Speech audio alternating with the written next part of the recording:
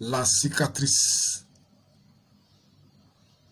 Les balafres indélébiles infligés à l'Afrique sont pénibles et restent à jamais gravés dans la mémoire du peuple qui aspire à compromettre le pouvoir. Pouvoir sans fondement, qui déchire l'Afrique chaque fois sans le moindre regret, ma foi. Où allons-nous donc dans une planète triste, où les mères sont tristes?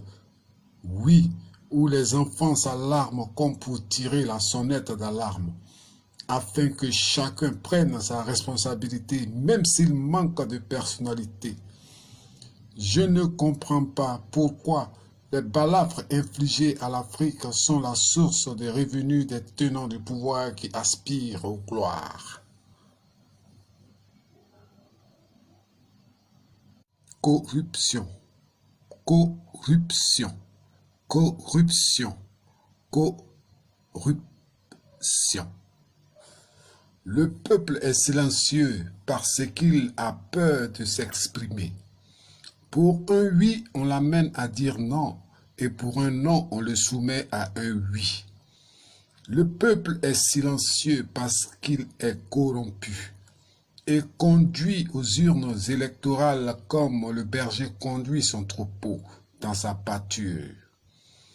Le peuple est silencieux parce qu'il a peur de la voix du martyr, qui s'apprête à lui jeter les billets rouges de la corruption sur son visage, pour lui arracher la parole. Le peuple affranchi persiste dans son silence parce qu'il n'a plus de souffle et cherche une issue pour lutter et crier haut et fort afin que son message soit humblement entendu.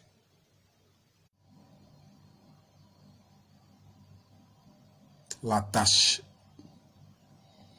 Le sang versé n'a pas séché dans la mémoire du peuple.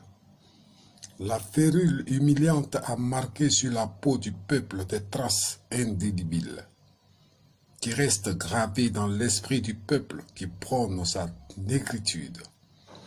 Au nom d'une conspiration, on bafoue l'honneur du peuple qui réclame justice des crimes de l'humanité.